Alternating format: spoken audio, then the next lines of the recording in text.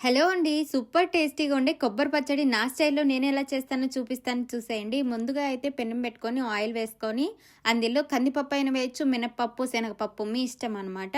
తర్వాత ధనియాలు, జీలకర్ర, ఇంకొచ్చేసి వెల్లుల్లి, పచ్చిమిర్చి, ఎండుమిర్చి కూడా వేయొచ్చు. నేను ఎండుమిర్చి పౌడర్ వేసాను ఇలాగా ఒక్క ముక్క పట్టి ఉండేది. తర్వాత అయితే పచ్చి కొబ్బరి ఇలా తరిగి వేసి బాగా ఫ్రై చేసుకోవాలండి.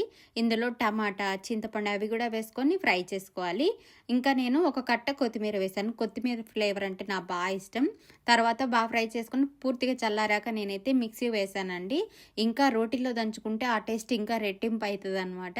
సో ఒక్క ముక్కగా మిక్సీలో వేసి బ్లెండ్ చేశాను. ఇందులో కొద్దిగా ఉప్పు కూడా వేసుకొని సరిపడా మిక్సీ పట్టుకోవాలన్నమాట. వాటర్ అయితే కంపల్సరీ పడుతుంది మనం మిక్సీ పట్టేటప్పుడు. తర్వాత ఆనియన్ వేసి ఓన్లీ అలా బ్లెండ్ చేసి ఇలా తీసేయాలి. నేను పచ్చివే వేసాను ఆనియన్. మీరు కావాలంటే ఫ్రై చేసుకొని కూడా వేసుకోవచ్చు. సూపర్ టేస్టీగా ఉంటాయి. Thank you for watching. Please support. By.